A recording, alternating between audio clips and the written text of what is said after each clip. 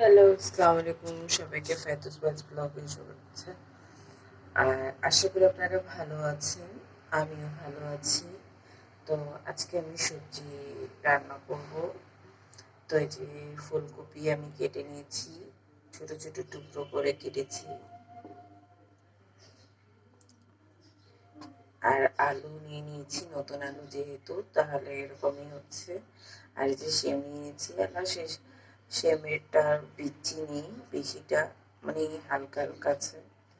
মানে আমার হাজব্যান্ড আবার বিচি আলা বেশি পছন্দ করে, আর আমি বিচি ছাড়া পছন্দ করি। তো এই তো এখন এগুলোকে আমি সুন্দর করে ওয়াশ করে নিব। তো আমি এখানে কড়াই মানে পাতিলটা বসাই নিলাম, তেলটা দিয়ে দিব। এর আগে আমি শিমটা ভেজে নেব, কারণ শিম যে সবুজ সবুজ একটা স্মেল আসে, যেটা আমার ভালো লাগে না। ওটাকে সুন্দর করে আমি যদি ভেজে নেই তাহলে ওটার স্মেলটা চলে যায়। এবার একটু লবণটা দিয়ে দিচ্ছি। এটাকে এবার আমি সুন্দর করে ভেজে নিতে হবে। হালকা ভাবে হয়ে গেছে, দেখতে পাচ্ছেন। এবার আমি ফুলকপি আর আলুটা দিয়ে দিব।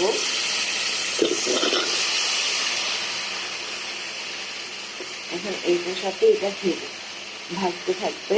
আরো 5 মিনিট আমি এইভাবে ভেজে নেব। এখানে আমার ভাজাটা হয়ে গেছে, এবার আমি তুলে নেব। যে মশলাগুলো দিয়ে দিলাম, এখানে আদা রসুন আর এই যে পেঁয়াজ। আমি কিন্তু একটু পেঁয়াজ পাতাটাও কেটে দিলাম সঙ্গে।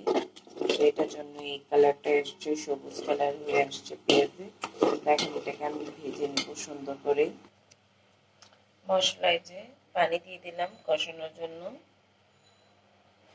আর এখানে আমি রুটি রান্না করার জন্য লাল আটা সানতেছি। লাল আটা সানা হয়ে গেলে আমি রুটি রান্না করব। মানে কাজের মাঝখানে আমি আটাগুলো তৈরি করে নিলাম।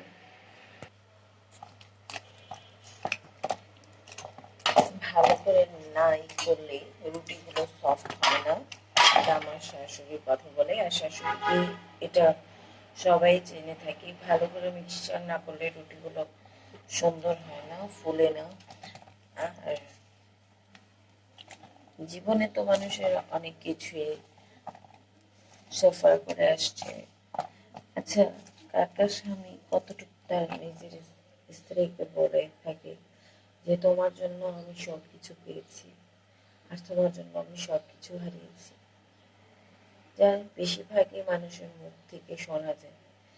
স্ত্রী নাকি তার স্বামীকে সম্মান করে না, স্ত্রীর জন্য সবকিছু হারিয়ে যায়।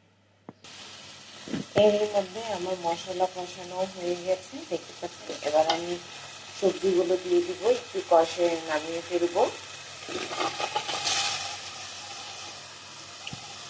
আমার তরকারি হয়ে গেছে। সবচেয়ে ভালো প্রসেসিং কি জানেন?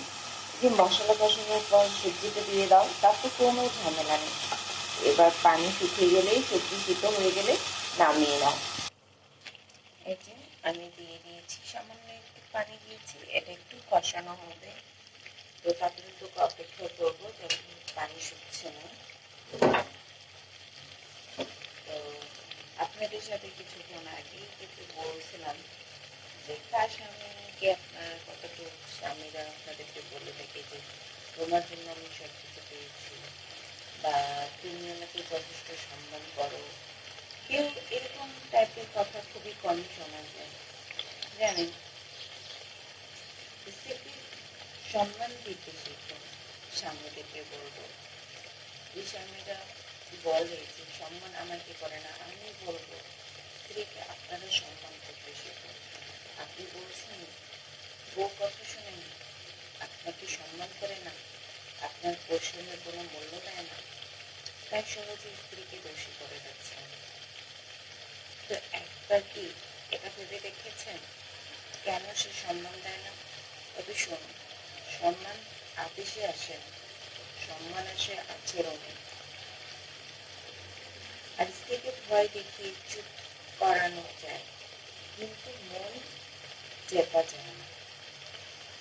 হয়তো আপনি টাকা দেন, কিন্তু সময় তো দেন না। স্ত্রীকে সম্মান দেয়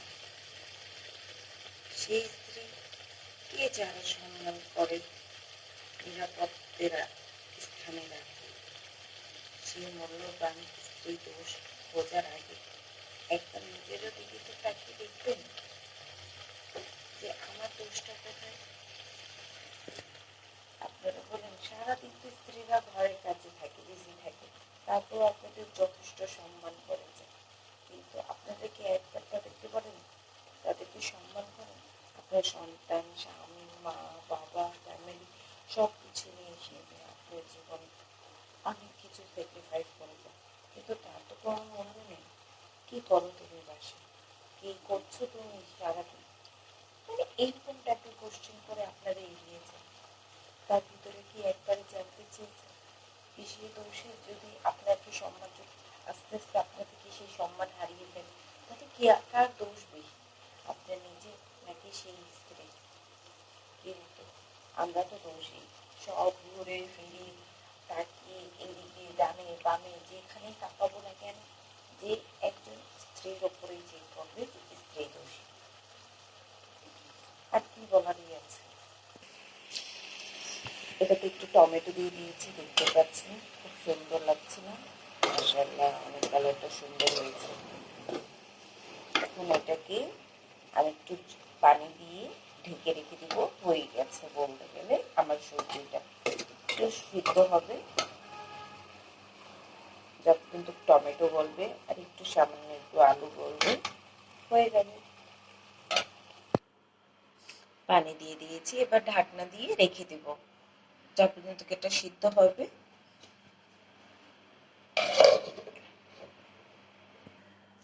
এভাবে করে করে আমি রুটি বেঁধে বেঁধে রেখে দেব, তারপর যে আমি রান্না করতে বসবো। দেখতে পাচ্ছি। তাহলে আল্লাহ হাফেজ, সবাই ভালো থাকবেন, সুস্থ থাকবেন, আমাদের জন্য দোয়া করবেন।